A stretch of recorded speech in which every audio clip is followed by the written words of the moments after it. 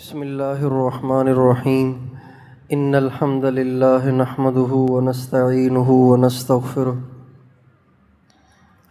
من يهده الله فلا مضل له ومن يضلل فلا هادي له واشهد ان لا اله الا الله وحده لا شريك له واشهد ان سيدنا ونبينا وحبيبنا وشفيعنا وقرة اعیننا محمدا عبده ورسوله صلی اللہ تبارک و تعالی علیہ وعلی آلہ واصحابہ وازواجہ وذریتہ وبارک وسلم تسلیما کثیرا اما بعد فاعوذ باللہ من الشیطان الرجیم بسم اللہ الرحمن الرحیم الا تنصروہ فقد نصرہ اللہ اذ اخرجہ الذین کفروا ثانی اثنین اذ ہما فی الغار اذ یقول لصاحبہ لا تحزن ان اللہ معنا وقال تعالی قد جاءکم من اللہ نور وکتاب مبین وقال تعالی لقد جاءکم رسول من انفسکم عزیز علیہ ما عنتم حریص علیکم بالمؤمنین رؤوف الرحیم سبحان ربک رب العزت عما یصفون وسلام علی المرسلین والحمد للہ رب العالمین اللہم صلی علی سیدنا محمد وعلی آل سیدنا محمد وبارک وسلم۔ میرے محترم بھائی اور دوستو، جس طرح ہم سب کے اوپر ہماری ماؤں کا حق ہے، ہمارے والد گرامی کا حق ہے، ہمارے بھائی بہنوں کا حق ہے، رشتہ داروں کے حقوق ہیں، اسی طرح ایک اور ہستی بھی ہے جس کا ہم سے رشتہ ان سارے رشتوں سے بڑھ کر ہے، ان سارے رشتوں سے گہرا ہے، ان سارے رشتوں سے زیادہ ہے۔ اس ذات گرامی کا نام حضرت محمد صلی اللہ علیہ وسلم ہے۔ سرکار دو عالم صلی اللہ علیہ وسلم کا مجھ سے اور آپ سے جو رشتہ ہے وہ اتنا گہرا ہے، اتنا گہرا ہے، اتنا گہرا ہے کہ وہ ماں کے رشتے سے بھی زیادہ ہے، باپ کے رشتے سے بھی زیادہ ہے، بھائی بہنوں کے رشتوں سے زیادہ، رشتہ داروں کے رشتوں سے زیادہ۔ وہ اتنا گہرا ہے کہ مخلوق میں اتنا گہرا رشتہ کسی کا نہیں ہے۔ اللہ تعالیٰ فرماتے ہیں النبی اولیٰ بالمؤمنین من انفسہم وازواجہ امہاتہم۔ یہ جو نبی ہیں ان کا تم پر حق تمہاری جان سے بھی زیادہ ہے۔ ان کی بیویاں تمہاری مائیں ہیں، ان کی بیویاں تمہاری مائیں ہیں۔ تو نبی کریم صلی اللہ علیہ وسلم کے حقوق ہر امتی پر اتنے ہیں کہ بخدا اگر میں اور آپ ماں کے پیٹ سے نکل کر قبر کے پیٹ میں جانے تک کسی سنت کی خلاف ورزی نہ کریں، کبھی ہماری زبان درود پاک پڑھنے سے خاموش نہ ہو، ہمارا کوئی کام ان کی مرضی اور منشا کے خلاف نہ ہو، اور ہم ہر دن ان کے روضے کی زیارت کو جائیں اور پیدل جائیں اور مشقتیں اٹھا کے اور بھوک اور فاقے اٹھا کے جائیں، اللہ کی قسم ہم اپنے نبی کا حق پھر بھی ادا نہیں کر سکتے۔ اللہ کے نبی کا اتنا حق ہے۔ ہمارے ایک بزرگ گزرے حضرت مولانا عبد الرحمن جامی رحمۃ اللہ علیہ، ساری دنیا نے تو حضور کے روضے کی زیارت کی حج کے ضمن میں، ساری دنیا ہمارے نبی کے روضے کی جو زیارت کرتی ہے وہ حج کے ضمن میں جاتے ہیں، حج کے لیے پھر مدینے بھی چلے جاتے ہیں، جاتے ہیں عمرے کے لیے پھر مدینے بھی چلے جاتے ہیں۔ یہ افغانستان کے رہنے والے تھے، افغانستان کے رہنے والا اگر مدینے جائے تو جہاز تو تھے نہیں اس زمانے میں، تو اس کو پہلے ایران آنا پڑے گا، پھر اس کو عراق آنا پڑے گا، پھر اس کو شام جانا پڑے گا، پھر اس کو سعودی بارڈر میں داخل ہونا پڑے گا، پھر کہیں جا کے چلتے سینکڑوں کلومیٹر چل کر ہزاروں کلومیٹر چل کر پھر کہیں جا کر وہ مدینے پہنچے گا۔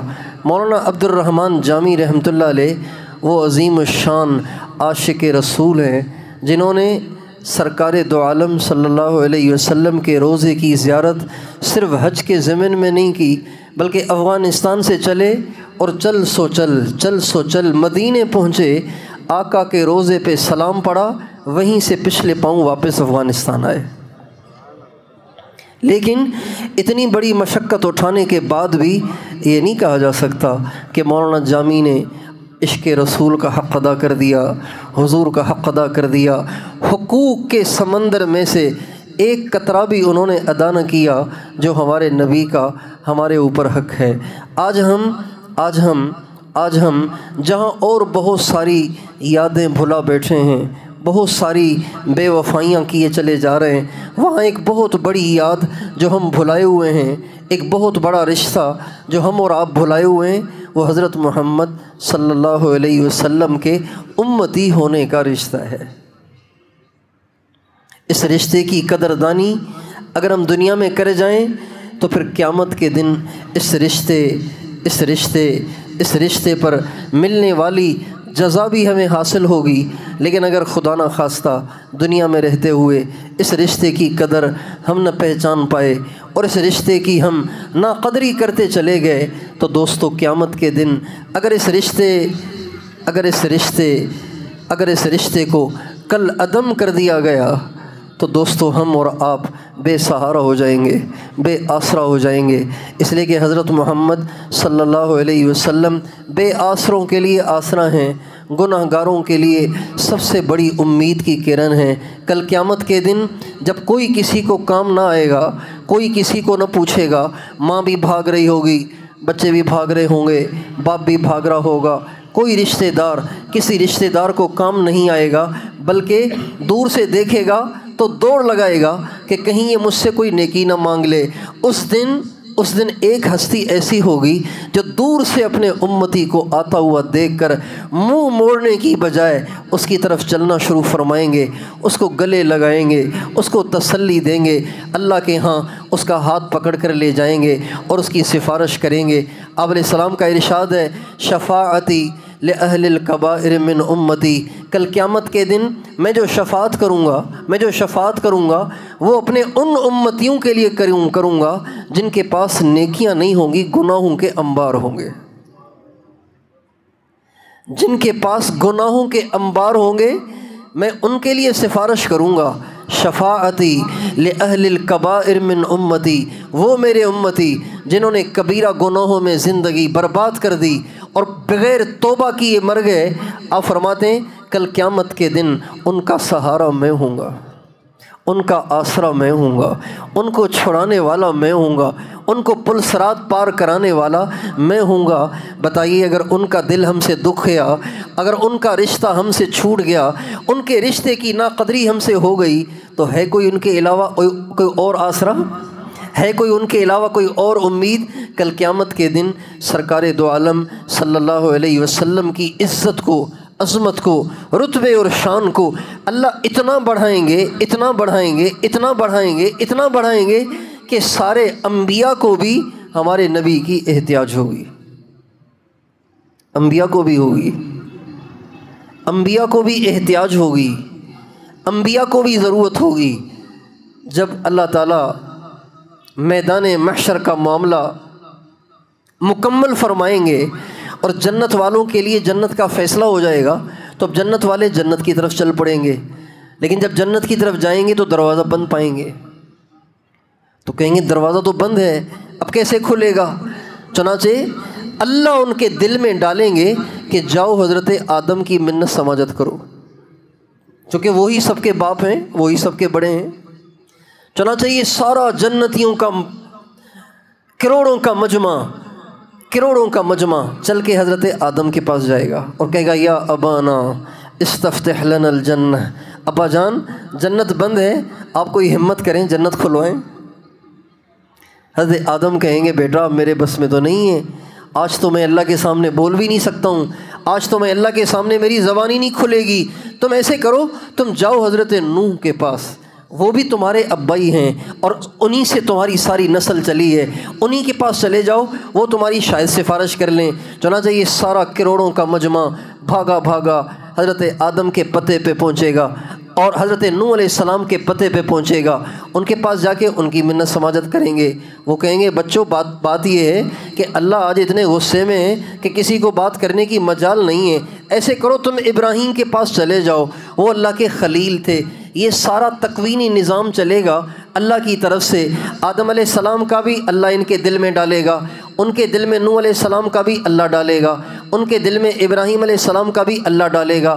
ابراہیم علیہ السلام کے پاس جب پہنچیں گے تو وہ کہیں گے نہیں بھائی میں تو آج کچھ نہیں کر سکتا، جاؤ حضرت موسیٰ کے پاس، وہ بڑے لاڈلے نبی ہیں، وہ اللہ سے ہر بات کر لیا کرتے تھے، ان کے پاس جاؤ شاید وہ کچھ کر لیں، شاید ان کو یہ جسارت ہو جائے۔ چنانچہ حضرت موسیٰ کے پاس آئیں گے، وہ کہیں گے میرے بس کا کام نہیں ہے، جاؤ حضرت عیسیٰ کے پاس، ان کے دل میں بھی عیسیٰ علیہ السلام کا نام اللہ ڈالیں گے۔ جب یہ کروڑوں کا مجمع عیسیٰ علیہ السلام کے پاس تھکا ہارا ادھر ادھر سے دھکے کھا کے پہنچے گا تو وہ کہیں گے تم کہاں ادھر ادھر دھکے کھاتے پھر رہے ہو، جاؤ محمد عربی کے پاس، آج ان کے سوا اللہ کسی کی نہیں سنے گا۔ یہ ساری چین اللہ چلائے گا، یہ ساری چین اللہ چلائے گا، ورنہ اللہ پہلے ہی ڈال دیتا سیدھے محمد کے پاس جاؤ۔ لیکن اگر پہلے ہی یہ سارا مجمع حضرت محمد صلی اللہ علیہ وسلم کے پاس آ جاتا اور آپ کی سفارش سے جنت کا دروازہ کھل جاتا تو شاید کہنے والے کہتے کہ انہوں نے سفارش کر لی تھی، وہ نبی تھے، کوئی اور نبی بھی کر لیتا تو ان کی بھی سن لی جاتی۔ لیکن اللہ تعالیٰ یہ بات ثابت کرنا چاہتا ہے کہ قیامت کے دن چلے گی تو اکیلے محمد کی چلے گی۔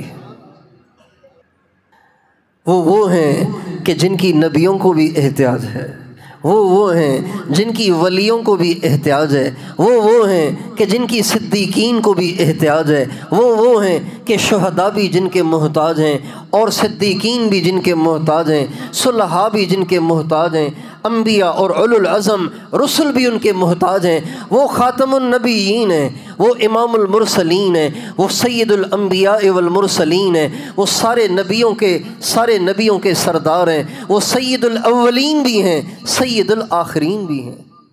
پہلوں کے سردار بھی وہی ہیں، آخریوں کے سردار بھی وہی ہیں، جو پہلے آئے ان کے سردار بھی وہ، اور جو بعد میں آئے ان کے سردار بھی ہو۔ ایک دفعہ آپ علیہ السلام تشریف لائے مسجد میں تو آپ نے دیکھا کہ صحابہ کا ایک مجمع بیٹھا ہوا ہے، آپس میں بیٹھ کے مذاکرہ کر رہے ہیں۔ ایک صحابی کہنے لگے واہ واہ آدم کے کیا کہنے، اللہ نے ان کو کتنا اونچا مقام بخشا۔ دوسرے نے کہا واہ واہ حضرت ابراہیم کے کیا کہنے، اللہ نے ان کو خلیل بنایا۔ تیسرے نے کہا موسیٰ کے کیا کہنے، اللہ نے ان کو کلیم بنایا۔ اس طرح انبیاء کے تذکرے چھڑے اور ایک ایک نبیوں کی شان کو بیان کرتا رہا۔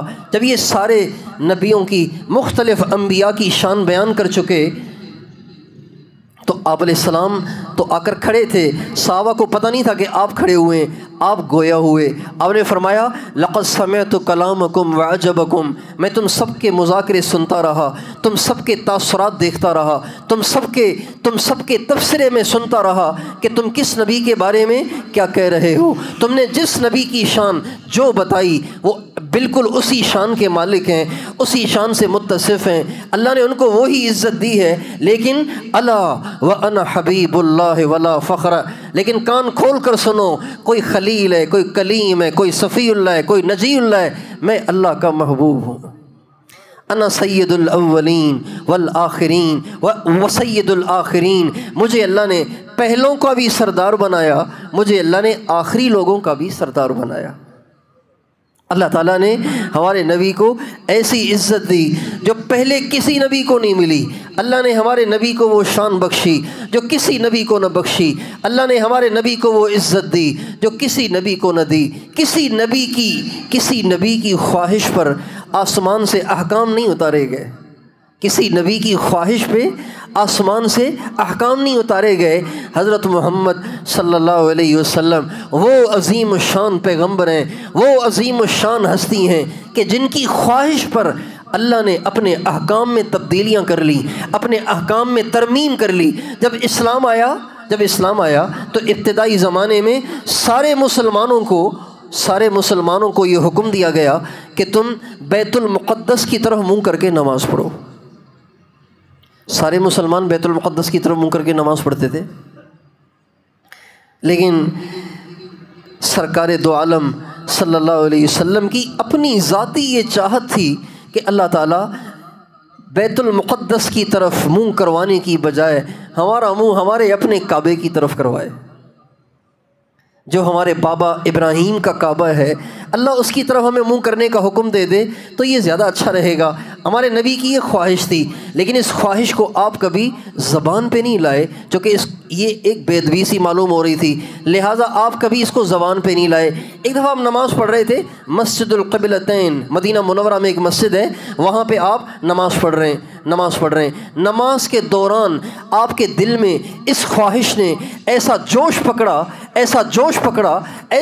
پکڑا کہ آپ دوران نماز بار بار آسمان کی طرف نگاہ اٹھا کر دیکھنے لگے کہ شاید میرے دل کی دھڑکنوں سے اللہ واقف ہو کر میری چاہت پہ فیصلہ اتار دے۔ چنانچہ دوران نماز اللہ تعالیٰ نے اپنے نبی کے اس جذبے، اس جوش، اس آرزو، اس امنگ اور خواہش کے پورا کرنے کے لیے نماز کے ختم ہونے کا بھی انتظار نہیں فرمایا کہ اللہ تعالیٰ اتنا انتظار کر لیتے کہ میرے محبوب سلام پھیر لیں، سلام کے بعد جبریل کے ذریعے سے ان کو اگلے کعبے کا حکم دیا جائے۔ اللہ نے اتنا بھی صبر نہ کیا اپنے نبی کی خواہش کو پورا کرنے کے لیے، اتنا بھی انتظار نہ کیا۔ آپ نماز میں کھڑے ہوئے، نماز میں قرآن پاک کی دھڑا دھڑ آیتیں اترنا شروع ہو گئیں، اور اللہ تعالیٰ نے فرمایا قد نرى تقلب وجهك في السماء فلنولينك قبلة ترضاها۔ میرے نبی میں دیکھ رہا ہوں کہ تو نماز میں بار بار نظریں اٹھا کے اوپر دیکھ رہا ہے، اور میں جانتا ہوں تیری دل کی خواہش کیا ہے۔ چل آج تیرا قبلہ ہم وہی بنا دیتے ہیں جو تجھے پسند ہے،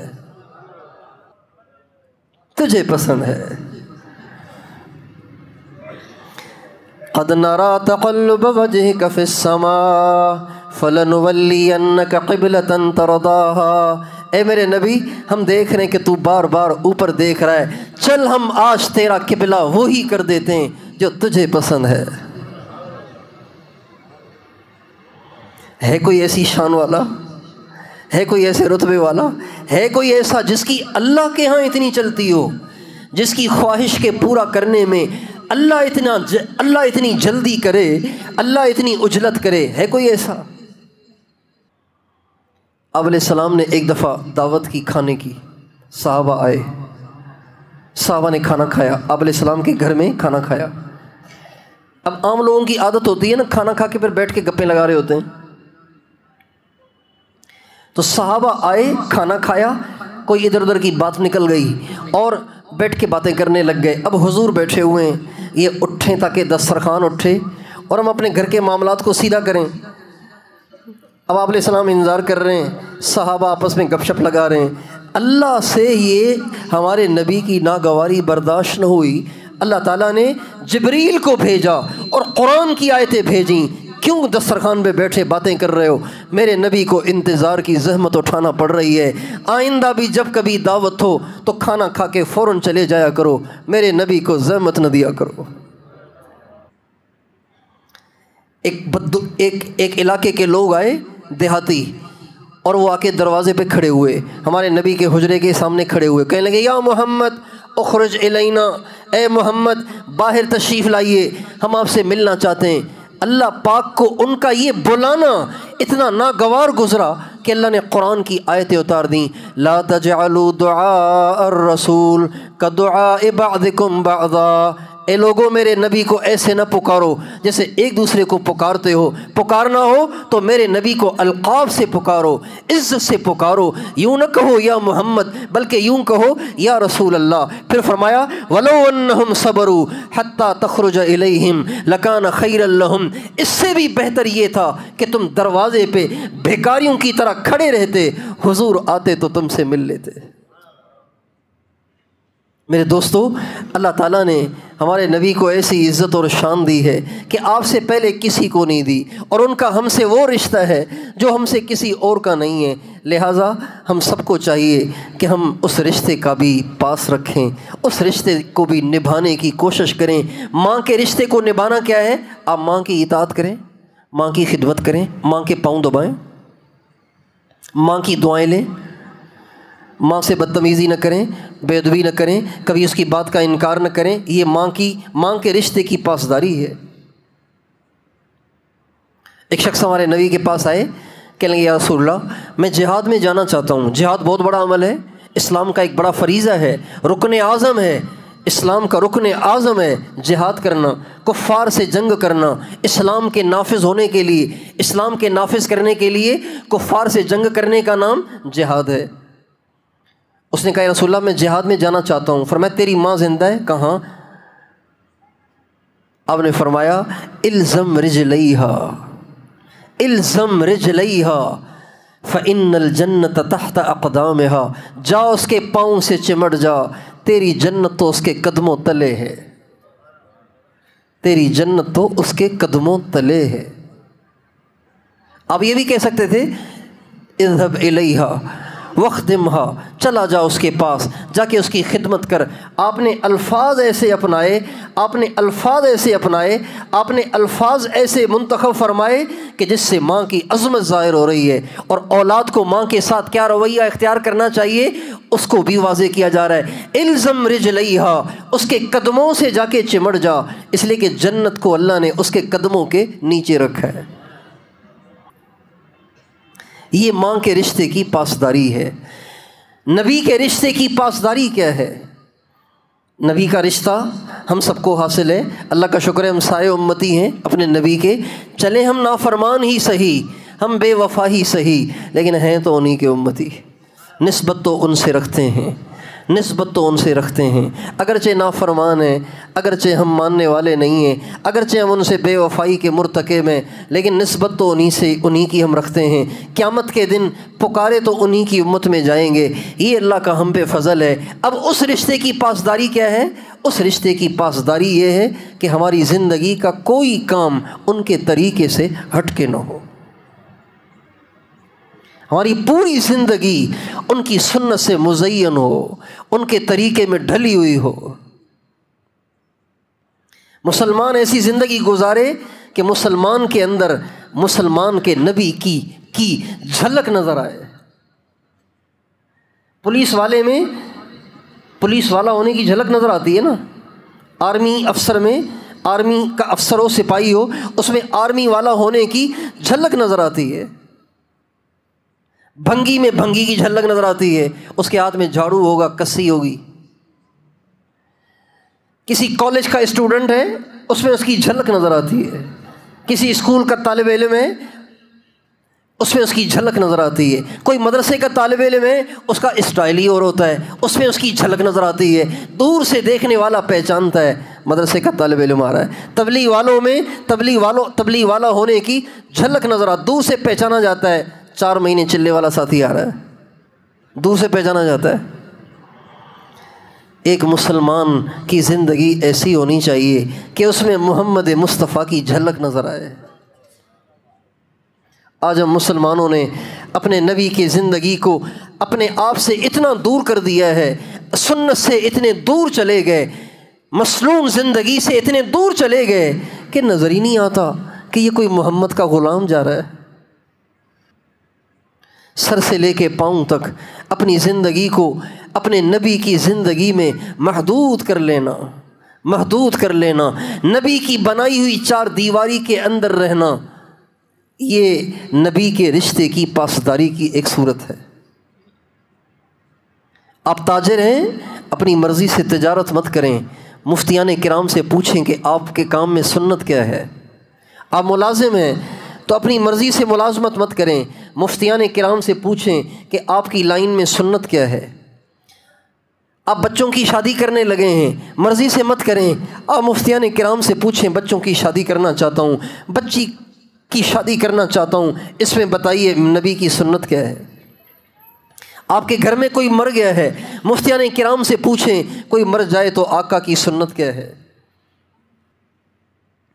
آپ کہیں سفر میں جا رہے ہیں، مفتیان کرام سے جا کر پوچھیں کہ سفر میں میرے آقا کی سنت کیا ہے. آپ بیمار ہیں، مفتیان کرام سے رابطہ کریں کہ بیماری میں حضور کی سنت کیا ہے.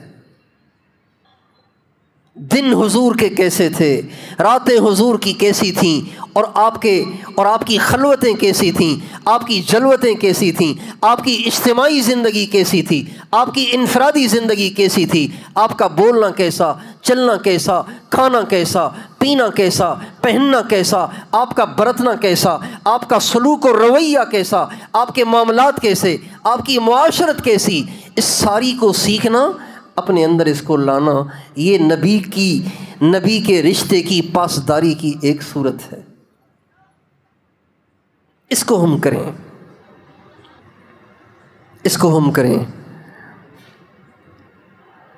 جیسے ایک اسکول میں پڑھنے والا بچہ جو ہوتا ہے نا، نہ اس کا ڈریس اپنا، نہ اس کا سلیبس اپنا، پڑھتا ہے ایک اسکول میں، سلیبس لے جائے کسی دوسرے اسکول کا، کیا خیال ہے چل جائے گا؟ نہیں چلے گا۔ پڑھتا ہے ایک اسکول میں، ڈریس پہنا ہوا ہے دوسرے اسکول کا، بھائی یہ بھی پرائمری ہے وہ بھی پرائمری ہے، کہ نہیں، اس اسکول کے اپنے ضوابط اور قواعد ہیں، آپ کو اس کے مطابق چلنا پڑے گا۔ ہم حضرت محمد صلی اللہ علیہ وسلم کے امتی ہیں، ہم میں سے ہر ایک کے لیے آئیڈیل، پسندیدہ شخصیت وہ حضرت محمد صلی اللہ علیہ وسلم کی ذات گرامی کو ہونا چاہیے۔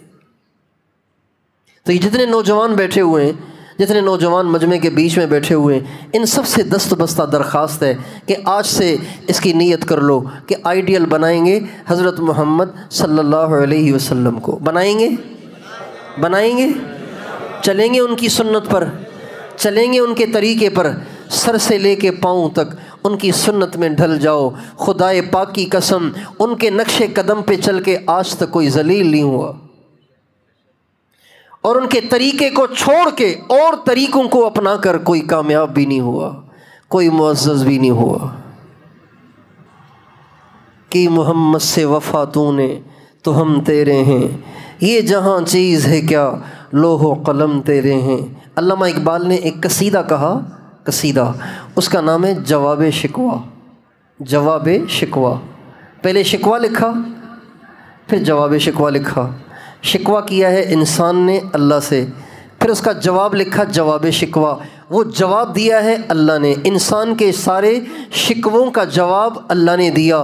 اس جواب شکوہ کا آخری شعر یہ ہے کہ محمد سے وفا تو نے تو ہم تیرے ہیں۔ یہ سارے جواب شکوہ جو بڑا قصیدہ ہے، 30-40 اشعار کا مجموعہ ہے، یہ اس سارے کا لب لباب اور نچوڑ ہے۔ اس میں اللہ کہتے ہیں کہ محمد سے وفا تو نے تو ہم تیرے ہیں، یہ جہاں چیز ہے کیا لوح و قلم تیرے ہیں۔ چونکہ شکوہ میں کہنے والے نے کہا تھا اللہ میاں آپ نے مادی اسباب بھی غیروں کو دے دیے، اور عزت بھی ان کو دے دی، پیسہ بھی ان کو دے دیا، گاڑیاں بھی ان کو دے دیں، جہاز بھی ان کو دے دیے، ترقی یافتہ بھی ان کو بنا دیا، ہم تیرے ماننے والے روٹی کے ٹکڑے کو ترس رہے ہیں، دھکے کھا رہے ہیں، ذلیل ہو رہے ہیں، یہ کوئی انصاف ہے؟ یہ شکوہ کرنے والے نے یہ کہا۔ تو اللہ جواب میں کہہ رہے ہیں کہ محمد سے وفا تو نے تو ہم تیرے ہیں، یہ جہاں چیز ہے کیا لوح و قلم تیرے ہیں۔ یہ تمہارے سارے حالات محمد سے بے وفائی کی سزا ہے۔ آج تم محمد سے وفادار ہو جاؤ، تمہاری ذلت کو عزت سے تبدیل کر دوں گا۔ تمہاری عزت کے اسباب وہ نہیں ہیں جو یورپ کی عزت کے اسباب ہیں، تمہاری عزت کے اسباب تو مدینے والے کے نقش قدم پہ چلنا ہے۔ ان کے نقش قدم پہ چلو گے تو معزز ہو جاؤ گے، ان کے نقش قدم کو چھوڑو گے تو ذلیل ہو جاؤ گے۔ تو کہتے ہیں کہ محمد سے وفا تو نے تو ہم تیرے ہیں، اگر تم نے محمد سے وفاداری کی تو وہ تو ہو ہی جائیں گے، ہم بھی تمہارے ہو جائیں گے۔ یہ جہاں چیز ہے کیا لوح و قلم تیرے ہیں۔ جن جہازوں کو دیکھ کے تم رال ٹپکا رہے ہو، جن پھسلتی سڑکوں کو دیکھ کر تم رال ٹپکا رہے ہو، جس ٹیکنالوجی کو دیکھ کر تم رال ٹپکا رہے ہو، یہ ٹیکنالوجی کیا، یہ تو ویسے ہی تمہارے قدموں میں ڈال دوں گا، میں تو لوح و قلم تمہارے ہاتھ میں پکڑا دوں گا۔ اللہ اکبر۔ تو دوستو، ہماری عزت اسی میں مضمر ہے، ہماری عزت اسی میں مضمر ہے کہ ہم اپنی زندگی کا اسٹائل تبدیل کریں، اپنے نبی کے نقش قدم پہ آئیں، زندگی کا کوئی قدم ان کے طریقے سے ہٹ کے نہ اٹھائیں۔ تیار ہیں؟ اپنی زندگی کو تبدیل کریں گے، اپنی زندگی کو تبدیل کریں گے سر سے لے کے پاؤں تک۔ تبلیغ والے تشکیل کرتے ہیں نا، بتاؤ کون تیار ہے چلے کے لیے، کون تیار ہے 4 مہینے کے لیے؟ تو میں آپ سے پوچھتا ہوں، نبی کے طریقے کو اپنانے کے لیے تیار ہیں؟ کون چہرے پہ داڑھی رکھے گا؟ رکھیں گے چہرے پہ داڑھی؟ رکھیں گے نا؟ جن کے ہے انہوں نے تو ہاتھ کھڑے کیے ہیں، جن کے نہیں ہیں وہ بھی ہاتھ کھڑے کر لیں۔ رکھیں گے نا انشاءاللہ؟ اپنے نبی کی سنت کو چہرے پہ سجائیں گے نا انشاءاللہ؟ نبی کے چہرے کے مشابہ چہرہ لے کر مریں، نبی کے دشمنوں کے چہرے کے مشابہ چہرہ لے کے نہ مریں۔ ایسے نہ ہو کہ جب وہاں پیشی ہو تو آقا منہ ہی موڑ لیں، تو کیا ہوگا؟ کیا بنے گا؟ وہ روٹھ گئے تو اللہ بھی بیچ میں نہیں آئے گا۔ اگر وہ روٹھ گئے نا تو اللہ بھی بیچ میں نہیں آئے گا۔ جی ایک چھوٹا سا واقعہ سناتا ہوں۔ حضرت شیخ الحدیث مولانا محمد زکریا صاحب رحمۃ اللہ علیہ نے اس کو فضائل حج میں لکھا ہے۔ فرماتے ہیں ایک شخص گیا حج پہ، مدینہ منورہ حاضر ہوا۔ انسان کی زبان قابو میں نہ ہو تو بڑا نقصان اٹھاتا ہے۔ تو اس کی زبان سے کوئی دہی خریدی اس نے، وہ دہی تھی کھٹا دہی تھا کھٹا، اردو میں مذکر ہے نا دہی تھا کھٹا۔ تو اس کی زبان سے نکل، یار مدینے کا تو دہی بھی بڑا کھٹا ہے، اس کی زبان سے نکل گیا۔ رات کو سویا تو سرکار دو عالم صلی اللہ علیہ وسلم کی زیارت ہوئی اور فرمایا تو میرے مدینے کی توہین کرتا ہے، میرے مدینے کی دہی کو کھٹا کہتا ہے، نکل جا میرے مدینے سے۔ یہ اخبار کا واقعہ نہیں سنا رہا ہوں، فضائل حج میں لکھا ہوا ہے۔ نکل جا میرے مدینے سے، تو میرے مدینے کے دہی کو کھٹا کہتا ہے۔ اچھا یہ خواب پھر چلتا رہتا تو معافی تلافی کی کوئی صورت ہوتی، خواب ہی ختم ہو گیا۔ صبح اٹھا پریشان، ڈھونڈے کہ کوئی ہیں یہاں اللہ والے جن سے اپنے خواب کو شیئر کروں، تو معلوم ہوا کہ ہاں فلاں اللہ والے ہیں۔ ایک اللہ والے سے ملے، بڑے پہنچے ہوئے، خواب سنایا، کہنے لگے کہ اللہ کے نبی نے نکلنے کا حکم دے دیا ہے، اب تجھے کون ٹھہرا سکتا ہے؟ لیکن ایک صورت ہو سکتی ہے، کہ کیا جبل احد چلے جاؤ، وہاں پہ حضرت حمزہ کی قبر ہے، وہاں جا کے دعا کرو۔ حضور کو اپنے چچا حمزہ سے بڑی محبت تھی، حضرت حمزہ سے بڑی محبت تھی، وہاں دعا کرو، شاید اللہ کرم کر دے، اپنے نبی کے چچا کے طفیل، شاید اللہ کرم کر دے۔ چنانچہ وہاں گئے، غزوہ جنگ جبل احد کے پاس گئے، حضرت حمزہ کی قبر کے پاس جا کے دعا کی۔ رات کو حضرت حمزہ کی زیارت ہو گئی۔ فرمانے لگے جب حضور نے تجھے نکال دیا ہے تو تجھے کون ٹھہرا سکتا ہے؟ چنانچہ مدینے سے یوں ہی اس کو نکلنا پڑا۔ حضور منہ موڑ لیں تو اللہ بھی بیچ میں نہیں آتے، اس لیے حضور کے چہرے کے مشابہ چہرہ لے کے مریں۔ زندگی پہ بھروسہ نہیں ہے، شاید آج کی مجلس آخری ہو، شاید آج کی یہ ملاقات آخری ہو، شاید آج کا یہ واعظ و بیان آخری ہو، اس لیے لوہا نرم ہے، نیت کر لیں انشاءاللہ داڑھی رکھیں گے نا انشاءاللہ، پوری رکھیں گے نا، اللہ تعالیٰ توفیق دے۔ حضور کی سنت کو چہرے پہ سجانے سے شان گھٹ نہیں جائے گی، ہماری شان ہے ہی کیا۔ اور کبھی سر ننگا نہ کریں، ہمیشہ سر پہ ٹوپی پہنا کریں۔ ہمارے نبی نے ساری زندگی کبھی سر ننگا نہیں کیا، ہمیشہ ٹوپی پہنے۔ اللہ تعالیٰ ہمت دے، توفیق دے تو پگڑی بھی پہنے۔ اب یہ اتنے سارے آئے ہوئے ہیں، ایک ہی نے دو نے پگڑی پہنی ہوئی ہے، 3 نے پگڑی پہنی ہوئی ہے، اتنے سارے آئے ہوئے ہیں، اتنے ساروں نے ٹوپیاں پہنی ہوئی ہیں، پگڑی نہیں پہنی ہوئی۔ پگڑی پہنے، یہ بھی ہمارے آقا کی سنت ہے اور مستقل سنت ہے۔ ہمارے آقا نے پگڑی مستقل پہنی ہے۔ اپنے پانچوں کو ہمیشہ ٹخنوں سے اوپر رکھیں، نیچے نہ ڈالیں، کبیرہ گناہ ہے۔ ہمارے نبی فرماتے ہیں جس کے ٹخنے ڈھکے ہوئے ہوں کل قیامت کے دن اللہ اسے دیکھے گا ہی نہیں۔ یہ ہمارے نبی کا ارشاد ہے، پکی حدیث ہے۔ اللہ اسے دیکھے گا ہی نہیں جو دنیا میں ٹخنے ڈھانک کے پھرتا ہے۔ اتنا بڑا گناہ ہے، نوجوانوں کو پتہ ہی نہیں کہ ہم کتنا بڑا گناہ کر رہے ہیں۔ کبھی کسی کو گالی نہ دیں، ہمارے نبی نے زندگی بھر کبھی کسی کو گالی نہیں دی۔ لم یکن فاحشا ولا متفحشا، آپ نے کبھی کسی کو گالی نہیں دی، کبھی کسی سے فحش گفتگو نہیں کی، فحش گفتگو نہیں کی، کبھی کسی کو گالی نہیں دی، کبھی کسی کو گالی نہ دیں۔ گالی دینا کبیرہ گناہ ہے۔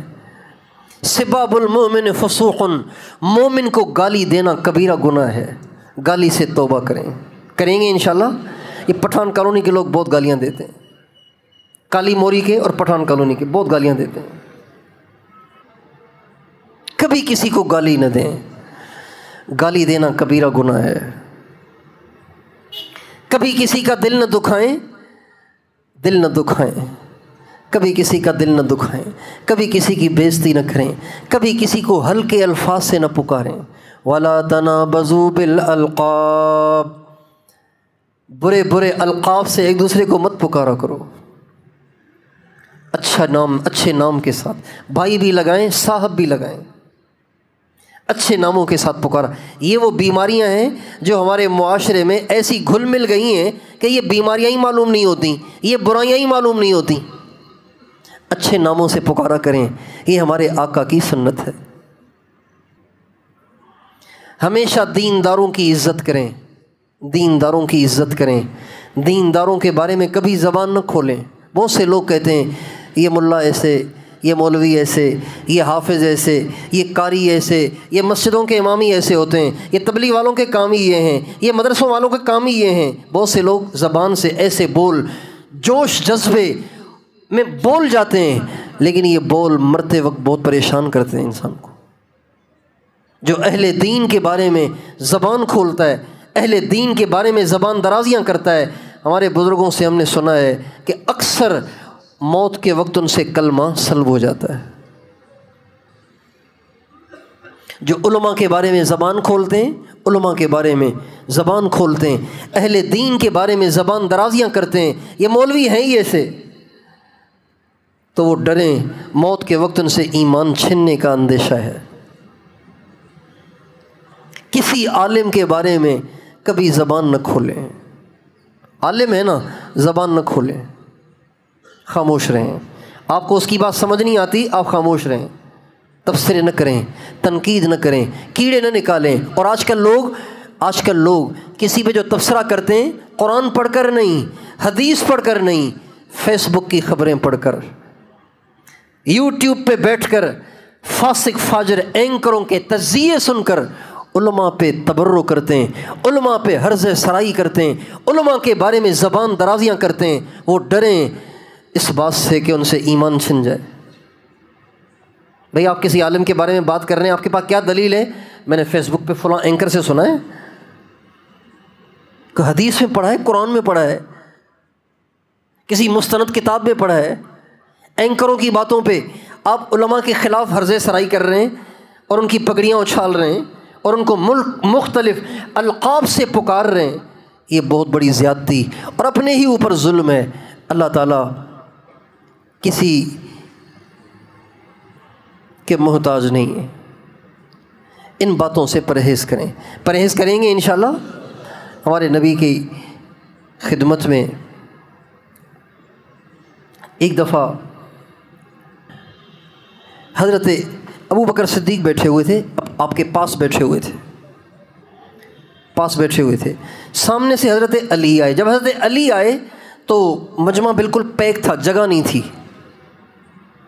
حضور کے قریب تو بالکل جگہ نہیں تھی۔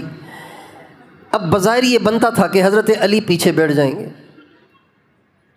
جب حضرت علی کو حضرت ابو بکر صدیق نے دور سے آتا دیکھا تو حضور کے ساتھ بیٹھے ہوئے تھے نا، حضور کے ساتھ بیٹھے ہوئے تھے، تو ہٹ کر حضور سے ذرا دور ہو گئے اور حضور کے پاس والی جگہ حضرت علی کے لیے خالی کر لی۔ حضرت ابو بکر کی حضرت ابو بکر صدیق کے اس عمل سے ہمارے نبی اتنے خوش ہوئے کہ آپ نے فرمایا، بے شک فضیلت والے ہی فضیلت والوں کی فضیلت کو جانتے ہیں۔ اندھے کو کیا پتہ کون آ رہا ہے اور اس کو کتنی عزت دینی ہے۔ ایک دفعہ حضرت ابو درداء رضی اللہ عنہ حضرت ابو بکر سے آگے آگے جا رہے تھے، ابو بکر رضی اللہ عنہ پیچھے چل رہے ہیں، حضرت ابو درداء آگے آگے چل رہے ہیں۔ آپ علیہ السلام نے دیکھا تو آپ نے زور سے پکارا ابو درداء کو، ابو درداء اتمشی بین یدی من ہو خیر منک، اس سے آگے آگے جا رہے ہو جو تم سے بہت بہتر ہے۔ حضرت ابو درداء ایک دم کھڑے ہو گئے، ابو بکر کو آگے جانے دیا، خود ان کے پیچھے ہو گئے۔ اس لیے کبھی علماء کے بارے میں زبان نہ کھولیں۔ اللہ، آپ کی ماں زندہ ہے اس کی خدمت کریں، باپ حیات ہیں ان کی خدمت کریں، دعائیں لیں۔ اپنی بیوی کے ساتھ حسن سلوک کریں، کبھی بیوی کے ساتھ بدتمیزی اور جھگڑا نہ کریں۔ ہمارے نبی نے ساری زندگی، پوری زندگی کبھی اپنی بیوی کو ڈانٹا بھی نہیں۔ حالانکہ بہت باتیں ہو جاتی ہیں گھروں میں، لیکن آپ نے ساری زندگی کبھی بیوی کو نہیں ڈانٹا، ہمیشہ آپ نے برداشت کیا اور مسکرا کے اس کو ٹال دیا۔ آپ نے اس کو سیریس نہیں لیا، اس پہ ریئیکشن نہیں دکھایا، آپ نے اس کو مسکرا کے ٹال دیا، کوئی بات نہیں۔ ایک دفعہ آپ گھر میں تشریف فرما تھے اماں عائشہ کے گھر میں، تو ایک اور ام المومنین نے آپ کے گھر میں، اماں عائشہ کے گھر میں آپ کی خدمت میں سرید بنا کے بھیج دیا، مٹی کا برتن تھا اس میں سرید بنا کے بھیجا۔ اب انہوں نے تو محبت میں بھیجا، گھر میں سرید بنا تھا تو چلو حضور کو بھی بھیج دوں تھوڑا سا۔ اماں عائشہ نے سوچا باری میری، کھانا کھائیں گے ان کا، یہ کون سا انصاف ہے۔ اب حضور کے ہاتھوں میں آ گیا ہے، روک بھی نہیں سکتی دور سے، یا رسول اللہ یہ نہ کھانا، میں پکا رہی ہوں وہ کھانا ہے آپ نے، یہ بھی نہیں کہہ سکتی۔ اب کیا کریں؟ تو ان کے دماغ میں ایک ٹیکنیک آئی، کچن میں کھانا پکا رہی تھیں، وہاں سے اٹھیں اور حضور کے پاس سے گزر کر بڑی ٹیکنیک کے ساتھ کوہنی ماری اس کٹورے کو، دھڑام سے وہ زمین پہ گر گیا، ٹوٹ گیا، سری ضائع ہو گیا۔ آپ علیہ السلام سمجھ گئے، اب بجائے اس کے کہ آپ اس پہ غصے ہوتے، بھائی آپ کو پسند نہیں تھا تو آپ مجھے روک دیتی، آپ نے خواہ اللہ کی نعمت کو ضائع کر دیا۔ عجیب بات ہے، یہ نبی کے ساتھ یہ حرکتیں کر رہی ہیں آپ نے یہ نہیں کہا، آپ نے فرمایا عائشہ ایسا برتن اور ہے، کہے وہ برتن لے آئیں، آپ نے اس برتن میں وہ پڑا ہوا کھانا ڈالا اور آپ مسکرا رہے تھے اور آپ فرما رہے تھے غارت امکم، تمہاری ماں کو غیرت آ گئی ہے کہ اس کی باری میں کسی اور کا کھانا میں کیوں کھاؤں۔ گھر کے مسائل کو سیریس نہیں لیا جاتا، اس طرح مسکرا کے اسے ٹال دیا جاتا ہے۔ ہم اسے سیریس لے لیتے ہیں، ماں نے کہا تیری بیوی ایسی، سیریس لے لیا اور لگا دی اس کی ٹھکائی۔ بہن نے کہا تیری بیوی ایسی، ہم نے سیریس لے لیا اور اس کی پٹائی کر دی، اس کی بےزتی کر دی۔ آپ فرماتے ہیں خیرکم لأہلہ وانا خیرکم لأہلی، تم میں ایک نمبر اچھا وہ ہے جو بیوی کے ساتھ ایک نمبر اچھا ہے۔ آپ نے یہ نہیں کہا خیرکم اکثرکم قیاما باللیل واکثرکم صوما بالنہار، یہ نہیں فرمایا تم میں سب سے بہتر وہ جو سارا دن روزے رکھتا ہے، ساری رات قیام کرتا ہے۔ آپ نے یہ نہیں کہا، آپ نے فرمایا خیرکم لأہلہ وانا خیرکم لأہلی، ایک نمبر وہ ہے جس کو بیوی ایک نمبر کہے۔ اس لیے یہ ہمارے آقا کی سنت ہے، سنت صرف داڑھی نہیں، سنت صرف مسجد میں دائیں پاؤں سے داخل ہونا نہیں، بیوی کی حرکتوں کو مسکرا کے ٹال دینا بھی سنت ہے۔ بیوی کی حرکتوں کہہ رہا ہوں، بیوی کی حرکتوں کو مسکرا کے ٹال دینا بھی سنت ہے۔ تیار ہیں انشاءاللہ اپنے نبی کی زندگی کو اپنائیں گے؟ اللہ تعالیٰ مجھے اور آپ کو توفیق عطا فرمائے، اپنے گھروں میں اس کا ماحول بنائیں، اس کی فضا بنائیں، اپنے بچوں کا بچپن سے ذہن بنائیں، بچیوں کا ذہن بنائیں، بیوی ماں باپ کا ذہن بنائیں، اپنے گھروں میں اتنے تذکرے کریں اپنے نبی کے کہ سارا گھر حضور کا عاشق ہو جائے، حضور کا دیوانہ ہو جائے۔ اپنے علاقے محلے ہر جگہ حضور کے اتنے تذکرے کریں کہ دنیا حضور کی عاشق ہو جائے، حضور کی دیوانی ہو جائے۔ علامہ اقبال ہی کا ایک شعر ہے، اسے فرماتے ہیں دہر میں اسم محمد سے اجالا کر دے، دہر میں اسم محمد سے اجالا کر دے۔ دنیا میں اندھیرا چھایا ہوا ہے، محمد کے اتنے تذکرے کرو کہ دنیا میں اندھیرا اجالے سے تبدیل ہو جائے۔ اللہ تعالیٰ مجھے اور آپ کو توفیق عطا فرمائے۔